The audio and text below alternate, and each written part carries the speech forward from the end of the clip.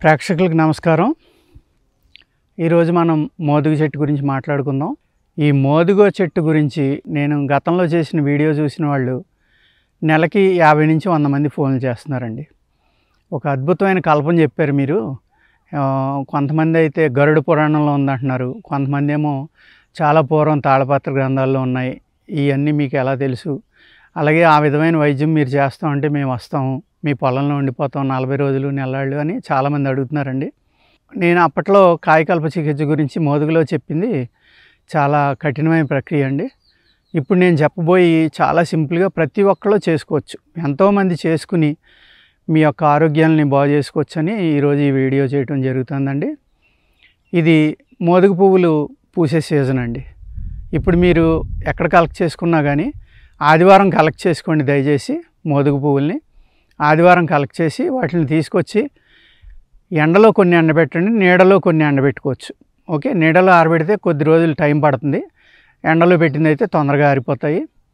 ఏదైనా పర్వాలేదు, కానీ నీడలో ఆరబెట్టడం వల్ల ఏమవుతుందంటే సూర్యుని యొక్క శక్తి ఈ ఏదైతే మనం ఎండలో ఆరబెట్టామో దాని నుంచి కొంత శక్తి తీసుకుంటుందండి. కొన్ని మూలికలకు ఇస్తుంది, కొన్ని మూలికలకు వెనక్కి తీసుకుంటుంది.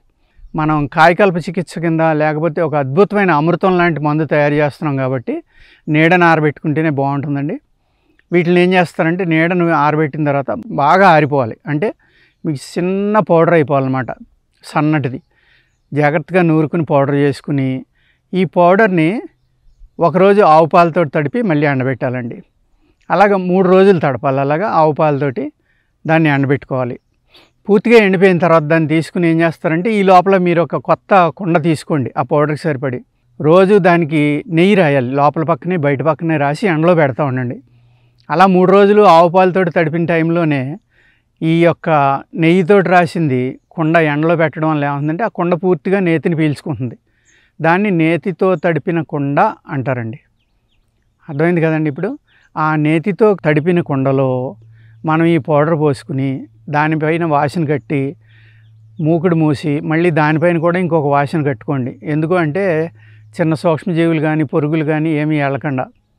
ఆ పౌడర్ మీరు కుండలో పోసే ముందర పూర్తిగా ఆరాలండి. ఏమాత్రం అందులో మాయిశ్చర్ ఉన్నా అంటే తడి ఉన్నా ఆ యొక్క పౌడర్ పాడైపోతుంది కాబట్టి పాడవకుండా మీరు దాన్ని జాగ్రత్తగా చూసుకుని పూర్తిగా ఎండింది, ఇందులో ఎటువంటి చెమ్మ లేదు అనుకున్నప్పుడు మాత్రమే మీరు కుండలో పోసుకోవాలి. పోసుకుని 21 రోజులు నిల్వ ఉంచండి, 3 వారాలు నిల్వ ఉంచి తీసిన తర్వాత దానిని మీరు ఒక అరతులం ఉదయం అరతులం సాయంత్రం పాలతోటి తాగాలి, పాలలో కలుపుకుని. ఈ విధంగా మీరు 40 రోజులు కనుక చేస్తే ఆల్మోస్ట్ మీకున్న ఆటో ఇమ్యూన్ ప్రాబ్లమ్స్ తోటి సహా చాలా రిలీఫ్ వస్తుంది, కొంతమందికి పూర్తిగా తగ్గిపోతుందండి. అదేవిధంగా మీకు శరీరమైన బలం, శారీరకంగా అంటే మానసికంగా కానీ శారీరకంగా కానీ అద్భుతమైన బలం వస్తుందండి. కానీ ఇందులో కఠినమైన పథ్యం ఏంటంటే మీరు పాలన్నం మాత్రమే తినాలి. ఈ 40 రోజులు ఏదీ తినకూడదు. ఉప్పు కానీ కారం కానీ బెల్లం కానీ అంటే స్వీట్ కానీ ఏదీ తినకూడదు. ఓన్లీ పాలు అన్నం, ఎన్నిసార్లు ఆకలైనా పాలు అన్నమే మాత్రమే తినాలండి. ఇది కొంతమంది 6 నెలలు సంవత్సరం కూడా తింటామని యోగులు లాంటి వాళ్ళు ఫోన్ చేస్తున్నారు. అంటే సాధకులు, కొంతమంది యోగులు కాకపోయినా సాధకులు ఉంటారు కండి. అనేక మంది ప్రాణాయామ సాధన చేసేవాళ్ళు, మంత్ర సాధన చేసేవాళ్ళు, అలాగే చిన్న చిన్న పీఠాలు పెట్టుకుని రకరకాలైన సాధనలు చేసే మహానుభావులు ఎంతోమంది ఉన్నారు. వాళ్ళు 6 నెలల నుంచి సంవత్సరం వరకు మేము ప్రయత్నిస్తామండి అని చెప్తున్నారు. అలా కనుక మీరు ప్రయత్నించగలిగితే ఇది మిరకిల్ చేస్తుందండి. అసలు మనం ఊహించినంత అద్భుతమైన ఫలితాలని ఈ మోదుగ పువ్వుల రసాయనం అనేది మన శరీరానికి ఇస్తుందండి. అదేవిధంగా ఈ మోదుగ చెట్టు ఏదైతే ఉందో దాని యొక్క తాట, బార్క్ అంటాం మనం, దానిని తీసుకుని మీరు దానిని కూడా ఇదే విధంగా అంటే చిన్న చిన్న ముక్కలు దాన్ని తీసి ముందరే పైన పూర్వం ఎండిపోయిన ఏమైనా పదార్థాలు ఉంటే వాటిని గోకేయాలండి. చాకుతోటి గీకేసి అప్పుడు లోపలగా పచ్చిగా ఉన్న తాటను మట్టుకే తీసుకోవాలి. తాట తీసుకోమన్నాను కదా అని చెట్టు చుట్టూరు తాట తీసేయద్దండి, చెట్టు చనిపోతుంది. ఒక 2 అంగుళాల వెడల్పులో 3 అంగుళాల వెడల్పు కానీ కొంత హైట్లో తీసుకోండి. 1-2 అడుగులో 3 అడుగులోని మళ్ళీ రెండో పక్కన ఈ హైట్కి ఒక 5-6 అడుగులు వదిలేసే హైటు ఆ పైన తీసుకోండి. ఆ విధంగా తాట అనేది మీరు సేకరించి దాన్ని చిన్న ముక్కలుగా కొట్టుకుని ఎండలో ఎండబెట్టి దాన్ని పూర్తిగా అంటే ఆరిపోయిందన్న తర్వాత పౌడర్ కొట్టండి. ఆ పౌడర్ని వస్త్రగాలం చేయాలి. అంటే గుడ్డలో పెట్టి పామితే కిందకి దిగే చిన్న పార్టికల్స్ అనమాట. వస్త్రగాలం అంటారు దాన్ని. అలా చేసిన తర్వాత దాన్ని ఒక ఇనప పాత్రలో వేసుకోవాలండి. అంటే స్టీల్ డబ్బాలో పెట్టుకోవాలి, లేకపోతే గాజు దాంట్లో పెట్టుకోవాలి. పెట్టుకుని అది కూడా నేను పైన చెప్పిన విధంగానే, ఏ విధంగా అయితే చెప్పాను నేను పైన, దాన్ని ఆవు పాలతోటి ఉదయం అరతులం, సాయంత్రం అరతులం తీసుకోమన్నానండి. అదేవిధంగా కనుక మీరు తీసుకుంటే నేను ముందు చెప్పిన ఫలితాలు ఏ అయితే ఉన్నాయో అంత అద్భుతమైన ఫలితాలని ఈ మోదుగ తాట కూడా ఇస్తుంది. దీని గురించి కూడా ఎందుకు చెప్తున్నాను అంటే, ఈ పువ్వులు కొంతమందికి దొరక్కపోవచ్చు. సీజన్లో చేసుకుందామని మర్చిపోయి ఆ సీజన్ అయిపోయాక చాలా బాధపడతారు. మళ్ళీ సంవత్సరం వరకు ఆ విధమైన ఛాన్స్ రాదండి. అందుచేత ఏంటంటే ఈ తాటతోటి కూడా మీరు ఈ విధంగా తయారు చేసుకోవచ్చండి. ఈ 2 రకాలైన రసాయనాలని తయారు చేసుకుని, ఈ తాట అనేది అన్ని కాలాల్లోని దొరుకుతుంది కాబట్టి ఎప్పుడైతే మే, జూన్, జూలై అండి, ఏప్రిల్, మే, జూన్ అనుకోండి, ఎప్పుడైతే గ్రీష్మ ఋతువు అంటే 2 నెలలే, కానీ ఎండలున్న 3 నెలల్లో దాన్ని తీసుకోకుండా ఉంటే బాగుంటుందండి. ఇదే తాటను మీరు ఆశ్వేజ, కార్తీక మాసాలు ఆ 2 నెలల్లో కనుక మీరు సేకరించుకుని ఈ విధమైన రసాయన ప్రక్రియ కనుక మీరు చేయగలిగితే, అంటే మినిమం 40 రోజులు తినాలండి. 40 రోజులు పాలు, అన్నం మాత్రమే తినాలి. మనం అనేక రకాలైన జబ్బులకి ఎన్నో రకాల ఇబ్బందులను అనిపిస్తూ ఉంటాం. ఎన్నో రకాల పథ్యాలు చెప్తారు అల్లోపతి వైద్యులు కూడా. లేకపోతే మన శరీరానికి పడని పదార్థాలు ఎన్నో మనం వదిలేస్తూ ఉంటాం తినడం మానేసి. దాని బదులు ఈ 40 రోజులు కనుక మీరు నిష్టగా కూర్చొని చేయగలిగితే, ఈ 40 రోజుల తర్వాత మీరు కనీసం 5 నుంచి 10 సంవత్సరాలు వెనక్కి వస్తారండి. అంటే మీ శరీరం రిజోనేట్ అవుతుంది. దీన్ని రసాయన ప్రక్రియ అంటారు, రసాయన క్రియ అంటారు ఆయుర్వేదంలో. దీన్నే కాయ చికిత్స అని కూడా అంటారు. ఈ కాయ చికిత్స చేయాలంటే మట్టుకు మీరు ఎక్కువ రోజులు చేయాలండి. మినిమం 6 నెలల నుంచి సంవత్సరం చేయాలి. అప్పుడు ఏంటంటే కుటీ ప్రవేశం చేయటం అని, దీనికి ముందర శరీరాన్ని శుద్ధి చేసుకోవడం అని అనేక ప్రక్రియలు ఉంటాయండి. ఇప్పుడు కూడా మీరు ఈ ప్రక్రియ మొదలుపెట్టి ముందర ఒక్క వారం రోజులు కనుక మీరు మంచి ఆహారం తీసుకుని, అంటే దుంపకూరలో లేకపోతే నాన్ వెజిటేరియన్ ఇలాంటివి విసర్జించి ఎక్కువగా ఆవు పాలతో కూడిన ఆహారం, ఎక్కువగా ఆవు పెరుగుతో కూడిన ఆహారం, మంచి తొందరగా అరిగే ఆహారాన్ని తీసుకుంటా మీరు మీ బౌల్ని పూర్తిగా క్లీన్ చేసుకుంటే బాగుంటుందండి. అంటే ఆముదం లాంటిది కానీ, లేకపోతే విరేచన ఔషధాలని ఆయుర్వేదంలో అనేక ఉన్నాయండి. అవి వేసుకుని కనుక మీరు పూర్తిగా మీ ప్రేగులు శుద్ధయ్యి, మీ మూత్రపిండాలు అన్నీ కూడా మలం అనేది మీ శరీరంలో లేకుండా చేసుకుని ఈ మందు మొదలు పెడితే కనుక ఒక అద్భుతమైన ఫలితాలు మీకు దొరుకుతాయండి. ఈ మందు మొదలుపెట్టే ఒక వారం ముందర కూడా మీరు చింతపండు లాంటిది తినటం మానేయండి. మానేసి ఒక వారం మీరు శరీర శుద్ధి చేసుకుని, అప్పుడు నేను ఏదైతే చెప్పానో రసాయన ప్రక్రియలు, మోదుగ చెట్టు గురించి, ఈ 2 ప్రక్రియలు కనుక మీరు చేసుకుంటే మీకు అద్భుతమైన ఆరోగ్యం ఉంటుందండి. అనేక రకాల జబ్బుల నుంచి మీకు విముక్తి ప్రసాదిస్తుంది. అంటే ఆటో ఇమ్యూన్ ప్రాబ్లమ్స్ కూడా చాలా రకాలు తగ్గుతాయండి దీనికి. నిజంగా చెప్పాలంటే భగవంతుడు మనకు ఇచ్చిన ఒక అమృత మూలిక మోదుగ చెట్టు అండి. ఇది మోదుగ కాయలండి. ఈ కాయల గురించి కూడా చెప్పబోతున్నాను. ఈ సంవత్సరం ఇది ఒక ఇత్తనమే ఉన్నట్టుందండి. ఇందులో ఇంకా తయారవలేదు పూర్తిగా. ఒక ఇత్తనం తగులుతుంది, దీంట్లో కూడా ఒకటే తగులుతుంది. ఈ మోదుగ చెట్టు యొక్క కాయని చూసి రైతులు ఏ సంవత్సరం ఎంత వర్షం పడుతుందో చెప్పగలరండి. అది మీకు విచిత్రంగా ఉండొచ్చు.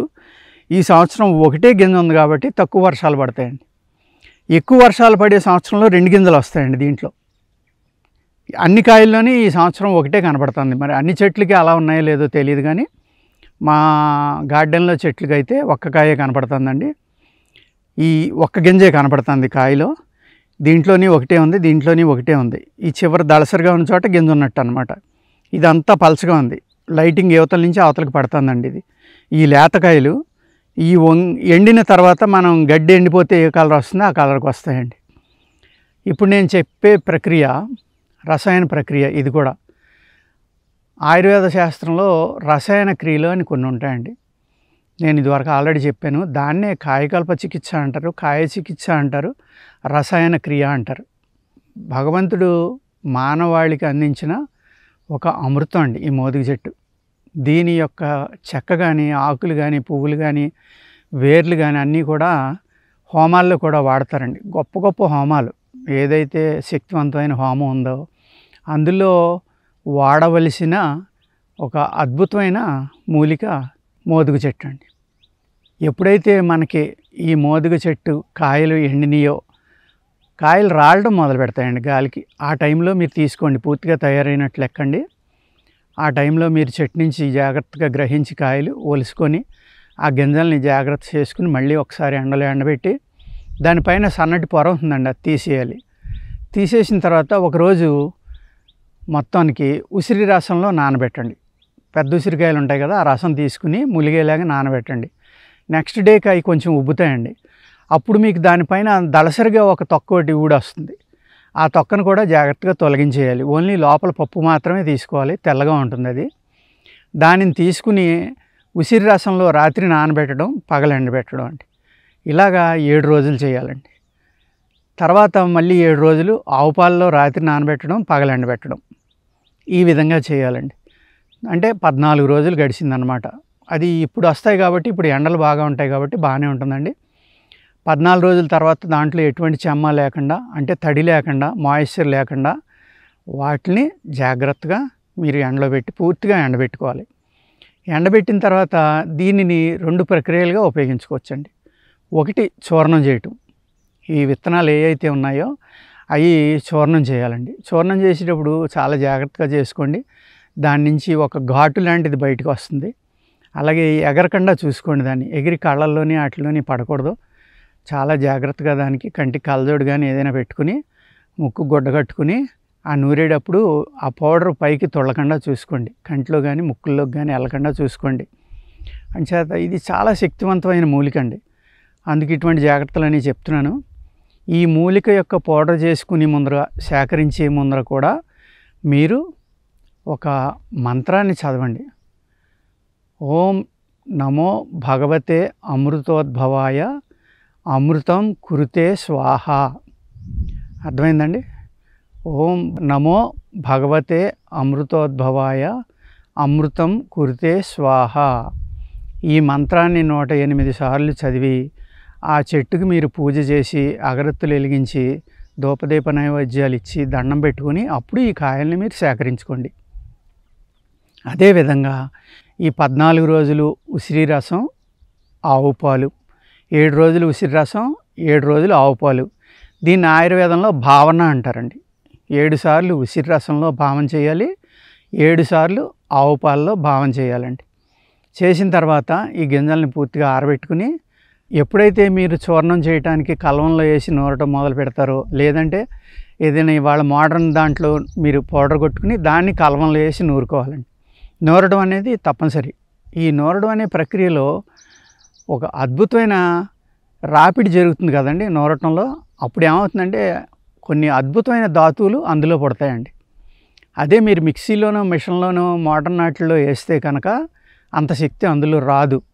రాయికి మధ్యన రాపిడి జరగటంలో, మీరు నూరటంలో ఆ విత్తనాల్లో ఉండే ధాతువులు ఏదైతే మనం ఒక భగవత్ శక్తిగా దాన్ని ఊహించుకుని మనం మందు తయారు చేసుకుంటున్నామో ఆ విధంగా చేసుకునండి. దాన్ని ఒక మంచి స్టెయిన్లెస్ స్టీల్ పాత్ర కానీ గాజు పాత్రలో కానీ వేసుకుని జాగ్రత్తగా ఉంచుకుని ప్రతిరోజు కూడా అదే మంత్రం నేను ఇంతకు ముందర మీకు ఏదైతే చెప్పానో, ఓం నమో భగవతే అమృతోద్భవాయ అమృతం కురితే స్వాహ అనే మంత్రంతో 7 సార్లు మంత్రించి 7 నుంచి 9 సార్లు అండి. ఉదయం సాయంత్రం కనుక మీరు పాలతోటి దాన్ని తీసుకుంటే మీ యొక్క శరీర శుద్ధి ఎంత అద్భుతంగా జరుగుతుందంటే మీరు ఊహించలేరు. అంత అద్భుతమైన శరీర శుద్ధి జరిగి 40 రోజుల్లో మీ ఒంటిలో రక్తంలో ఉన్న మాలిన్యాలన్నీ బయటికి వెళ్ళిపోతాయండి. చర్మవ్యాధులు తగ్గుతాయి. అనేక రకాలైన వ్యాధుల నుంచి మీకు విముక్తి కలిగించి, ఇది భగవంతుడు మానవాళికి ఇచ్చిన అమృతతుల్యమైన మొక్క అని మీకు చెప్పా. చెట్టు మొక్క కాదు, పెద్ద వృక్షం. ఇది చాలా పెద్దదవుతుంది. దీనిని వాడుకుని నేను ఏ విధమైన క్రియలు చెప్పానో, ఏ విధమైన రసాయన ప్రక్రియలు చెప్పానో వీటిని ఫాలో అయ్యి మీ అందరూ సుఖశాంతులతోటి అద్భుతమైన ఆరోగ్యంతో మీరందరూ సుఖంగా ఉండాలని కోరుకుంటా ఈ యొక్క వీడియోని మీకు అందిస్తున్నానండి. నమస్కారం.